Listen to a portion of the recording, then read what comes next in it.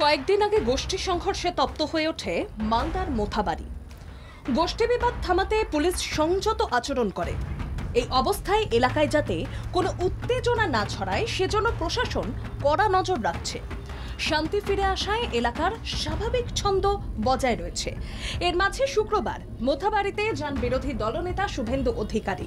তিনি অভিযোগ করেন মোথাবাড়ির মানুষকে দাবিয়ে রাখা হয়েছে। বিজেপি নেতৃত্বের মেরুকরণের রাজনীতি আসলে মোথাবাড়িকে অশান্ত করার প্রয়াস বলে অনেকের অভিমত।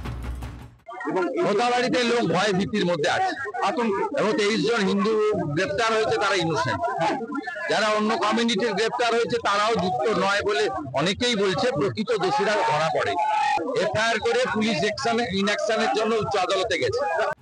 গন্ডগোলে বেশ কিছু দোকানপাট বাড়িঘর ভাঙচুর করার অভিযোগ ওঠে। যারা মানুষের জীবন ও সম্পত্তি নিয়ে রাজনীতি করছে তাদের রং না দেখে প্রশাসন করা পদক্ষেপ করছে। তবুও সেখানে গিয়ে কেন ভাগাভাগির কথা বলছেন বিরোধী দলনেতা শুভেন্দু অধিকারী? শান্তিপূর্ণ পরিস্থিতিকে অশান্ত করার কি কোনো পরিকল্পনা রয়েছে বিজেপি নেতৃত্বের? তৃণমূল কংগ্রেস এই ঘটনার কড়া সমালোচনা করেছে।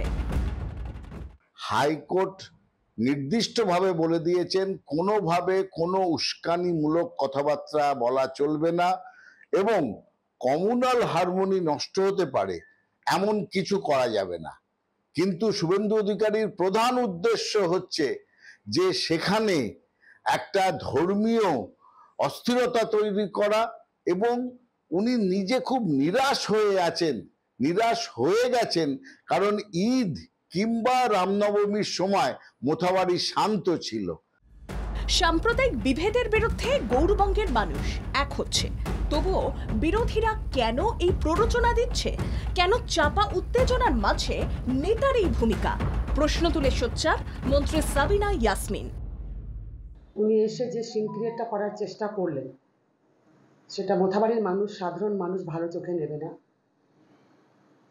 এখানকার স্থানীয় বিজেপি কি করছিলেন, ঘটনাটা যখন ঘটে তাদের ভূমিকা কি ছিল? এখানকার স্থানীয় বিজেপির ভূমিকা কি ছিল? এই ঘটনাকে কেন্দ্র করে না তৃণমূলের কোনো নেতা মাথা বাইরে থেকে এসছে, না বিজেপি, না সিপিএম, না কংগ্রেস, কেউ না। আমরা লোকাল প্রশাসনকে নিয়ে কন্ট্রোল করেছি। রাজনীতির রং না দেখে উত্তেজনা প্রশমনের রাজ্য সরকার কড়া ব্যবস্থা নিয়েছে।